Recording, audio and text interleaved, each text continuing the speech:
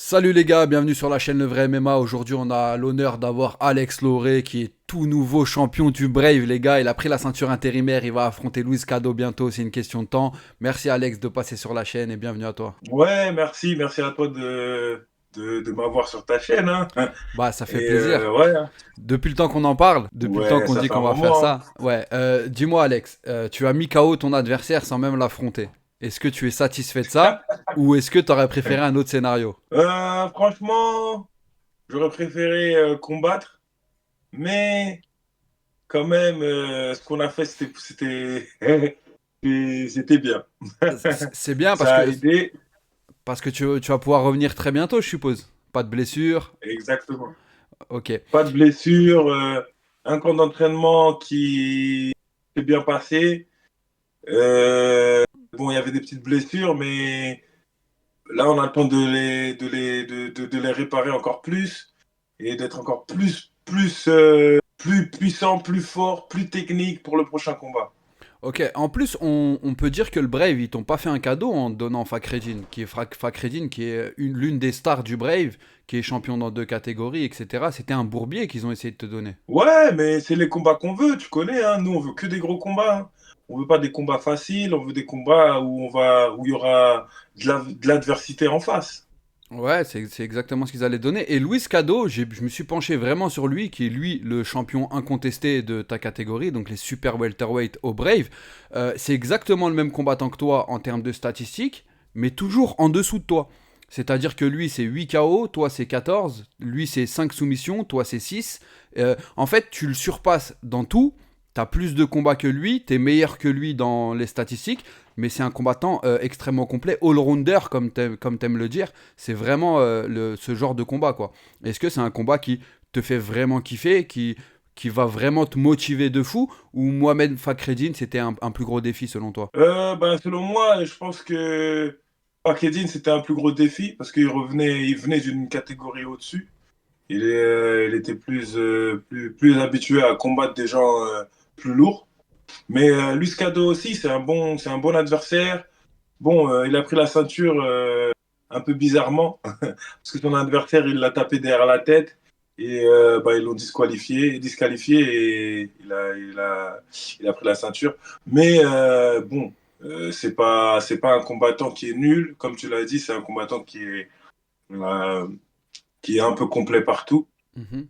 Et ouais, c'est un bon combat. C'est comme je dis, moi, c'est que ça que je cherche, faire que des gros combats. Donc voilà, je suis bientôt sur la fin de ma carrière. Ça sert à rien que je prenne des petits combats ou des combats qui me servent à rien, tu vois. Bah, c'est intéressant que tu parles de fin de carrière parce que, en vrai de vrai, on voit de plus en plus de combattants combattre à 40 ans, 40, 41, 42 ans pour certains.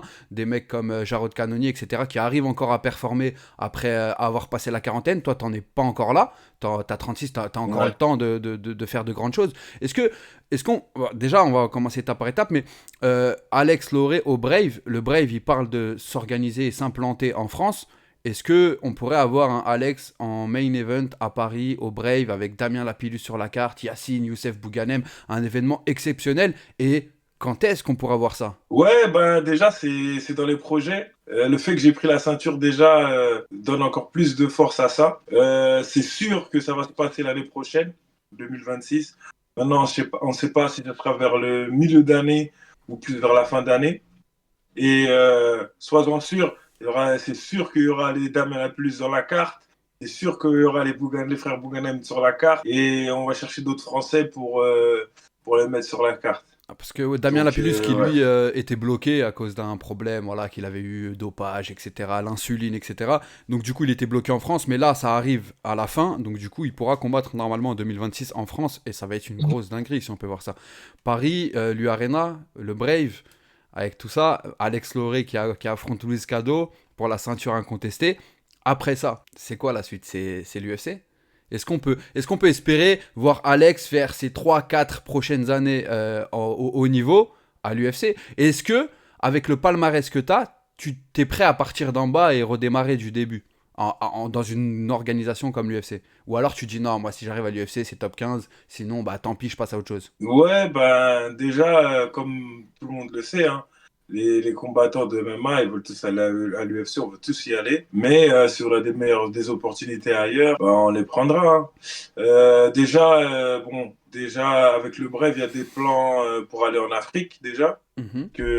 Ce que je pense que ce sera pas possible si tu vas à l'UFC. Donc, il y a déjà beaucoup de plans qu'on entame à faire avec le Brave. Mais l'UFC, bien sûr, que c'est quelque chose que j'ai envie de faire. Mhm. Et bah oui, si je vais à l'UFC, ce ne sera pas pour commencer dès le début et tout ça. Je rentre direct dans le top. Même le top 15, c'est trop. Moi, je veux rentrer direct dans le top 10 ou même direct venir combattre pour la ceinture. Tu vois? Donc, c'est pas pour venir et commencer à combattre des gens qui sont pas classés et tout ça. Après, c'est pas moi qui décide. Non, si on m'appelle, on me dit, vas-y, tu dois faire ça, tu dois faire tes preuves, bah, je ferai ça. D'accord, donc l'UFC à tout prix quasiment. Ouais, on dit pas à tout prix, mais dans l'objectif. Mais voilà, là pour l'instant, on est focus sur le Brave. On vient de prendre la ceinture, faut qu'on la défende deux, trois fois. Et une fois que voilà, Ah on a ouais. fait de bonnes défenses, ben on verra. Hein. Il y a l'UFC, il y a même le PFL. Vous connaissez, il y a le combat Doumbé qu'on veut aussi. Donc voilà, il y a plein d'opportunités qui sont là. Il y a plein de choses qu'on peut faire. Et on verra avec le temps. Hein. D'accord, ok. Moi, je pensais vraiment que tu étais dans l'objectif de prendre la ceinture du Brave et ensuite essayer de viser plus haut parce que c'est ta sixième ceinture en carrière, cette ceinture intérimaire. Donc, du coup, si tu prends Luis Cado, ça sera la septième. Il y a très peu de Ouais. combattants qui ont eu cette ceinture et qui ne sont pas allés à l'UFC. La majorité des combattants qui sont champions dans deux, trois organisations, maximum, ils arrivent à l'UFC, ils font au moins les Dana White Contenders ou alors, tu vois, on les voit à l'UFC. Donc, je pensais pas que tu étais prêt à défendre deux, trois fois. T'as un contrat, est-ce que tu peux en parler ça? Est-ce que ton contrat il est sur encore beaucoup de combats? Tu veux renouveler ou non? Bah là, on est sur le point de renouveler. Il me reste un combat sur mon contrat. On voit un peu comment ça marche et puis on verra la suite. Comme j'ai dit, bah bien sûr que l'UFC, tout le monde veut y aller. Mais après, est-ce que est-ce que je suis quelqu'un qui veulent? Je sais pas. Ça fait un moment qu'on est en contact avec eux. Moi, ça fait un moment que je suis en contact avec eux.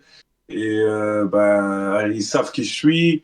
Et je pense qu'ils attendent. Hein. Ils attendent de voir une bonne série de victoires. Ils attendent de voir voilà, que les Français soutiennent, que les autres pays soutiennent, qu'on fasse du bruit. Bon, ils savent déjà qu'il y a des beaux chaos, des gros chaos. Ils savent que quand je viens, c'est pour faire du vrai combat, kill au kill. Et ouais, donc on attend c'est juste les séries de victoires qui vont décider hein, C'est vrai que t'as et que, comment on va gagner le combat. c'est vrai que t'as que 5 décisions sur tes 26 victoires, donc c'est assez exceptionnel. T'es un mec qui va beaucoup de l'avant, et on l'a vu hein, sur tous tes combats, tu recules très très peu. Quand tu recules, tu contres, t'as une belle boxe en reculant. Les soumissions, t'es maintenant, d'ailleurs, félicitations aussi pour la ceinture du Brave et pour la ceinture marron. Donc t'es devenu ceinture marron Ouais, de ouais, JJB. Après 10 années dans le JJB, c'est ça? ouais, même ouais, 10 années, même un petit peu plus. Hein. Donc Je pense que ouais, 10 années. on voit beaucoup de ceintures et les gens ils ont des couleurs bien avant une dizaine d'années. Donc toi tu es un vrai ceinture marron de JJB, tu as fait des compétitions. Et Ouais. ce qui est fou pour l'anecdote, je suis obligé de la donner dans cette vidéo là. Les gars, j'étais en live avec Alex Lauré, on était en live la nuit. Il bossait parce qu'Alex c'est quelqu'un qui est multitâche, il fait plein de choses dans sa vie, etc. La nuit il bossait, il a terminé le taf. À 11 h du matin, il est parti prendre 3 médailles, dont 2 médailles d'or dans une compétition de JJB. C'était à l'époque, enfin à l'époque, l'année dernière en ceinture violette. C'est exceptionnel. T'as pas dormi de la nuit Ouais. sous nuit blanche, tu prends deux ceintures d'or, c'est une dinguerie quand même. Donc t'es un vrai mec du sol. Ouais. Et j'ai une petite question justement parce que t'as dit récemment dans une interview que t'étais pas vraiment intéressé par les combats franco-français, que pour toi ça a rien de hypant, c'est pas intéressant, excepté Cédric Doumbé au PFL parce que voilà il y a un background entre vous deux. Mais qu'est-ce que t'as pensé de Baki Zebo? Parce que en France, je sais pas si t'as suivi, on était en train de dire que le gagnant sera élu le meilleur welterweight français. Donc alors, moi je sais que non, ils sont encore jeunes et ils n'ont pas encore fait tout ce qu'il fallait. Mais qu'est-ce que tu as pensé de ce combat-là? Ben, je vais pas te mentir, je l'ai pas vu le combat, je l'ai pas regardé. Ah ouais. Euh, j'ai vu des extraits, j'ai vu le KO de Zebo et franchement, ça, comme j'ai dit, ça m'intéresse pas. Ils peuvent dire qu'ils sont les plus forts, mais ce que je regarde quand je vois quand je vois leur habilité technique, ça n'a rien à voir avec ce que nous on fait. Ce que nous on fait, c'est un autre level. Mm. Après, quand je dis ça, les gens ils pensent que je dis ça pour me la raconter et tout. Mais quand tu es dans le milieu, quand tu es dans le cercle, les gens ils savent de quoi je parle. Ouais, La ceinture du RS, le combat que j'ai vu, c'est pas niveau UFC du tout. Mais je dis pas qu'ils peuvent pas y arriver avec le temps, avec plus d'entraînement, mais ça prend du temps. Donc, faut rester. Moi, je dis, il faut plus que la France elle reste humble avec leurs combattants, tu vois. Parce que bon, moi, je suis français, mais les Français ils me classent pas comme combattant français. Je sais pas pourquoi. Je suis jamais dans les classements, jamais dans les trucs, jamais ça parle de moi.